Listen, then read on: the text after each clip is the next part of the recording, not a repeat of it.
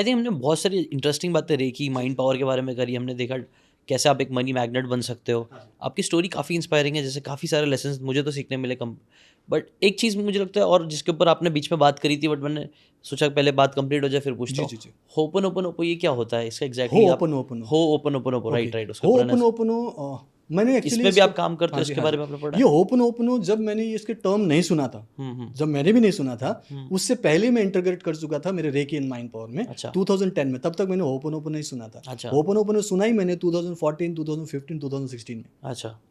लेकिन उस पर जो काम हो रहा है, जिसमें हम लोग 4 फ्रेजेस को यूज करते हैं, one is I am sorry, दूसरा है please forgive me, third one is thank you, and fourth one is I love you. तो ये जो 4 फ्रेजेस हैं, ये मैं 2010 से जब से सिखा रहा हूँ वो ऑलरेडी करवा रहा हूँ, मतलब इंटीग्रेटेड है कि बस सबसे पहले तो मानो कि आपकी गलती है, जो भी आप भोग रहे हो, जो भी बीमारी है, जो प्रॉब्लम है, वो आपके खुद के कर्मों की वजह से है, तो माफ़ी मांग लो। तो आई एम सॉरी है, ठीक है, फॉरगिवनेस। तो आई एम सॉरी है कि हम अपने जिम्मेदारी मानते हैं, पहली बात। दूसरी बात, जिनसे भी प्रॉब्लम हुई है, चाहे आपकी बॉडी में बीमारी है तो बॉडी को बोलो आई एम सॉरी, ध्यान नहीं रखा तुमने, ठीक है। अगर रिश्ते में प्रॉब्लम है तो सामने वाले को बोलो आई एम सॉरी, गलती मानो और उसको बोलो प्लीज फॉरगिव मी, माफ़ी मांग लो उससे। एंड देन जो भी आपकी लाइफ में है उसके लिए थैंक यू बोलो, ग्रैटिट्यूड मैं फॉलो कराता हूँ, मतलब डेली लिखवाता हूँ, लिटरली लिखवा के वर्कबुक में फोटो खींच के भिजवाने के लिए बोलता हूँ डेली। ये डेली का टास्क होता है, तो मैं मेक श्योर करता हूँ कि ग्रैटिट्यूड फॉलो करे। एंड यू नो कि ग्रैटिट्यूड जो फॉलो करे, थैंकफुल रहे, राइट, तो शुक्राना करने से उसकी लाइफ में अलग ही पॉजिटिविटी आएगी पॉजिटिविटी रहती है, आएगी। राइट ये 100% हजारों साल से प्रूव्ड है। राइट। बट लोग ईगो की वजह से नहीं करते, हम्म ठीक है। तो इसलिए थैंक यू मैं एक आदत बना देता हूँ, एक नेचर हो जाता है, एक संस्कार बना देता हूँ, क्योंकि डेली करवाता हूँ मैं, ठीक है। और आई लव यू तो बोलना ही चाहिए ना, जब आपको प्यार ही प्यार चाहिए सब तरफ, सबको चाहिए होता है प्यार, कोई सही भी बात हेट्रेड थोड़ी चाहता सही है, बात गुस्सा है। इरिटेशन या फिर नेगेटिविटी थोड़ी चाहिए आता है। तो इसीलिए चाहिए तो आप प्यार करो ना, खुद को भी आई लव यू बोलो, चेहरे को अपने आईने में देखकर आई लव यू बोला करो, ठीक है। सामने वाले को भी आई लव यू बोलो, क्योंकि जो आप दोगे वही तो मिलेगा। तो ये 4 चीजें पहले से इंटीग्रेट कर रहा हूँ। वो बाद में मुझे पता चला कि ये हवाई आइलैंड में होपनोपनो प्रेयर को यूज किया जाता था। ओके।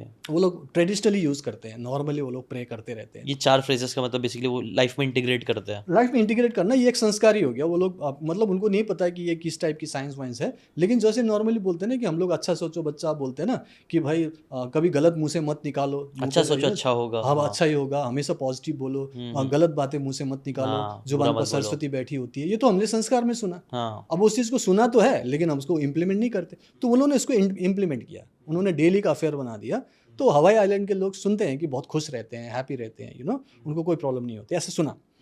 तो ये चीज़ उन्होंने किया कि सिर्फ और सिर्फ हम एज एन संस्कार अपनी लाइफ में ले। लेकिन दूसरी तरफ एक डॉक्टर हुई लेन करके, डॉक्टर हुई लेन, ओके, डॉक्टर हुई लेन ने इसको दूसरों के हीलिंग के लिए यूज़ किया। एक पर्टिकुलर मेंटल असाइलम था, पागल खाना, और उसमें बहुत खतरनाक पागल थे। और उसमें जो खतरनाक थे, जो बहुत ही ज़्यादा वायलेंट थे, उनकी वजह से डॉक्टर और नर्सेज भी उनके पास जाने से डरते थे।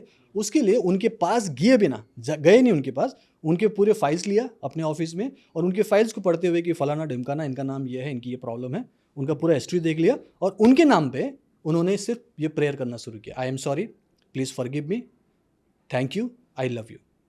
उसके नाम पे, जैसे मिस्टर जॉन के नाम पे, जॉन के नाम पे बोल रहे हैं कि I am sorry, please forgive me, thank you, I love you. और ये प्रे सबके नाम पे उसने करना शुरू किया, 108 बार, 1 minute, 2 minute, 5 minute, 10 minute daily करना शुरू किया। तो देखा कि जब 5-10 लोगों पे काम किया तो उनका वायलेंस कम हो गया, उनकी सोच बदल गई, वो लोग पहले से बेटर फील करने लगे और थोड़े से अच्छे बिहेव करने लगे, उनका पागलपन खत्म हो रहा था, उनको बहुत मज़ा आया। ऐसा करते करते उन्होंने बहुत सारे लोगों के लिए किया, तो पता चला कि वो लोग ठीक हो गए और हॉस्पिटल से डिस्चार्ज लेके जाने लगे।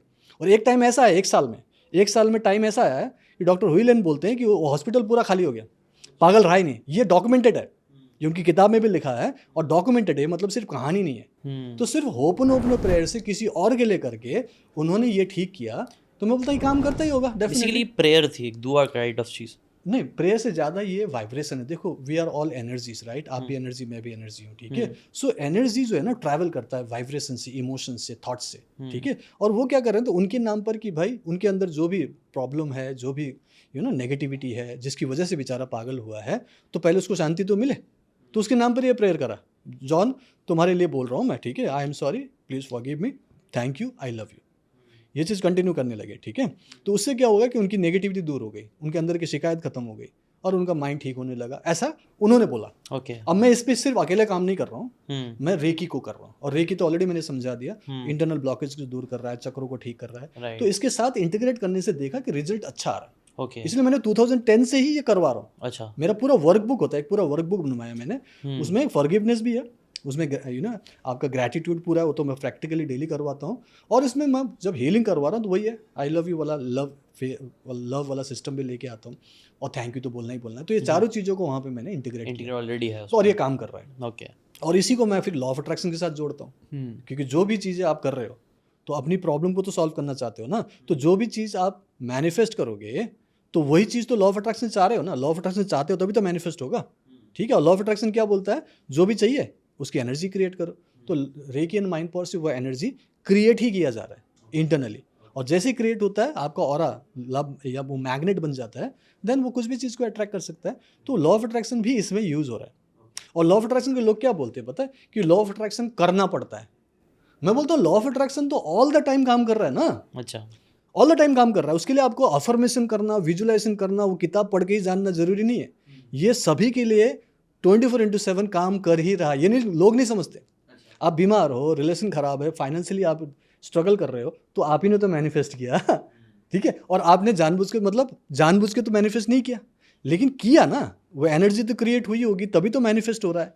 तो जो रियलिटी आप देख रहे हो, वॉट एवर गुड और बैड, वो आपका ही मैनिफेस्टेशन है, चाहे आपने कॉन्शियसली किया या नहीं किया। तो लॉ ऑफ अट्रैक्शन करना ही नहीं पड़ेगा, वो ऑलरेडी हो रहा है, ऑलरेडी काम कर, बस तो कुछ आपको गलतियां हो रही है जिससे गलत हो रहा है। हाँ, उसको आप सिर्फ अलाइन करना है पॉजिटिविटी के लिए, और पॉजिटिविटी के लिए जैसे ही अलाइन करेंगे तो वो पॉजिटिव चीज़ों का अट्रैक्ट करेगा। तो वही तो हमें सीखना है, क्योंकि नेगेटिवली सोचना तो हमारे लिए एकदम जन्मसिद्ध अधिकार है, हम तो वो मैनिफेस्ट कर ही रहे हैं। इसलिए हमें उस चीज़ के लिए सीखनी पड़ेगी, उसे प्रैक्टिस करना पड़ेगा, इम्प्लीमेंट करना पड़ेगा, और वही ज़रूरी है। तो लॉ ऑफ अट्रैक्शन सबके लिए काम कर रहा है, आपको उसे कैसे बेहतर तरीके से यूज़ करना है वो सीखना है, और उसी को करना है, और उसी को ही तो साइंस बोलते हैं। लकीर के फ़कीर बने हुए लोग नहीं पता क्या कर रहे हैं, लेकिन फिर भी करे जा रहे हैं। इसीलिए मैं बोलता हूँ कि आपको जो चाहिए मिलेगा, लेकिन पहले उसके लिए साइंस तो समझो और उसको करो भी तो सही। अब मन ही मन में नेगेटिव ही सोचे जा रहे हो, गुस्सा इरिटेशन से भरे हो, कंप्लेनिंग मोड में हो, और आप बोलते हो कि लाइफ में सब कुछ ठीक ही नहीं हो रहा है, कैसे होगा। इसलिए पूरी ट्रेनिंग देता हूँ मैं, आपके ना बोलते हैं ना, संस्कार ही बदल देता हूँ। लोग बोलते हैं 2-3 महीने में लोगों को ना कि आप क्या करते हो आजकल, आपके चेहरे पर रौनक है, आपकी तो नेचर ही बदल गया है, आजकल आप बहुत शांत होते हो, आप बहुत अच्छे से बात करते हो। मैं सिखा रहा हूँ ना उनको, मैं बोला यही करो, क्योंकि ये नहीं करोगे तो आपकी लाइफ में कुछ भी अच्छा नहीं होगा, ठीक है। तो उनके संस्कार ही बदल देते हैं, पूरा नेचर ही चेंज हो जाता है, और फिर उनको they start loving that particular nature, कि मज़ा आ रहा है, सब लोग अच्छा बोल रहे हैं और लाइफ में सब कुछ अच्छा भी घट रहा है। दैट इज़ कॉल्ड मैनिफेस्टेशन, और हमें यही करना है। जो चाहे करो, पॉजिटिव है, मैनिफेस्ट करना है आपने तो करना सीख लो और कर लो, यही मैं करता हूँ। मेक सेंस जी। अगर आपको ये बातें काम की लगी होगी तो do check out the full podcast यार, जाके देखो, डिटेल में चीज़ों को समझो, तब ज़्यादा अच्छे से समझ में आएगा, ज़्यादा अच्छे से आप अपनी ज़िंदगी में चीज़ें अप्लाई कर पाओगे। Thanks so much and subscribe this channel.